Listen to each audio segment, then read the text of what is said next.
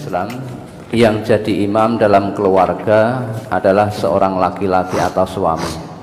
Tapi ini kok sebaliknya Ustaz, padahal sang suami juga sholat. Itu berarti keluarga tersebut sudah sholat namun belum melaksanakan petunjuk Allah dan tuntunan Rasulullah. Sholatnya hanya sebatas penggugur kewajiban, belum bisa memahami fungsi dari sholat itu sendiri, sehingga tidak terlaksana apa yang menjadi ketentuan Allah dan ketentuan Rasulullah. Biar bagaimanapun Allah telah membuat ketetapan di dalam Quran surat An-Nisa itu ayat berapa itu? 34. Ayat 34. Ayat ini sudah sangat familiar, seringkali kita dengarkan, dijelaskan secara berulang-ulang. Maka memahami ayat, mendengar ayat jangan hanya dengan telinga, tapi pahamilah dengan hati, dengan mata hati. Kalau mendengar ayat hanya dengan telinga, itu belum menjadi komitmen. Nah, setelah mendengar dengan telinga, usahakan dipahami dengan mata hati. Karena kalau sudah turun ke mata hati akan jadi satu komitmen. Komitmen untuk mengamalkan apa yang menjadi perintah Allah. Biar bagaimanapun ketetapan Allah, ar-rijalu qawwamuna 'alan nisa. Seorang suami itu pemimpin bagi istrinya. Jangan dibolak-balik. Seorang pemimpin harus bisa memberikan keteladanan.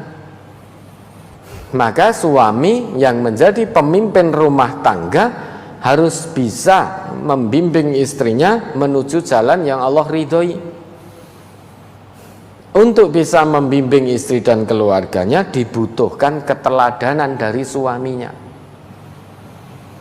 Jangan hanya suaminya menyuruh istri dan anaknya, namun istri dan anak melihat perilaku maupun ucapan suaminya berbeda, bertolak belakang dari apa yang suami perintahkan pada istri dan anak. Kalau ini yang dilihat, yang terjadi, berarti suami tersebut hanya pintar memberikan contoh keteladanan namun tidak bisa dijadikan teladan oleh keluarganya. Maka kewajiban seorang laki-laki itu kalau sudah menikah, dia pemimpin bagi rumah tangganya. Jangan dibalik. Seorang pemimpin harus bisa diteladani. Dalam hal ini tentu diteladani istri dan anak-anaknya.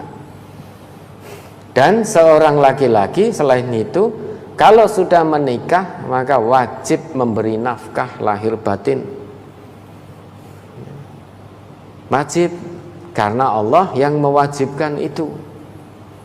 Ar-rijalu qawwamuna 'alan nisa bima faddalallahu ba'dahum 'ala ba'd wa bima anfaqu min amwalihim. Itu kewajiban dari Allah. Maka jangan terbalik. Masa seorang suami pemimpin rumah tangga jadi seorang istri, padahal menurut Allah yang menjadi pemimpin rumah tangga suami. Ya, ini dipahami lagi ayat Allah itu. An-Nisa ayat 34 itu kemudian diamalkan ya. Nikah jangan hanya sekedar nikah, namun masing-masing harus memahami kewajibannya. Suami sebagai pemimpin harus bisa diteladani oleh istri dan anak-anaknya. Aja mung pinter ngakon tapi ora iso nglakoni, sehingga jarkoni pinter ngujar ora iso nglakoni. Kalau itu yang dilihat pada diri suaminya, ya niscaya istri dan anak-anaknya tidak mau nurut.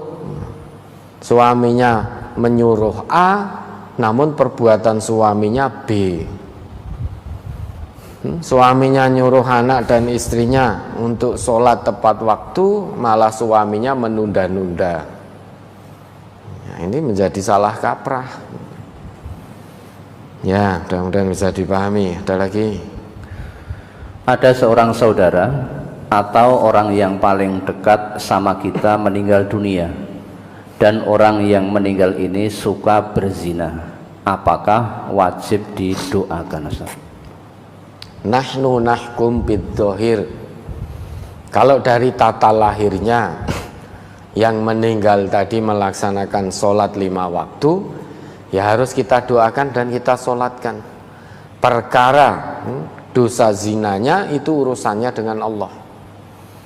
Secara tata lahir kita melihat yang bersangkutan itu melaksanakan sholat 5 waktu. Andai kata itu melaksanakan sholat 5 waktu, maka ya kita doakan, kita sholatkan.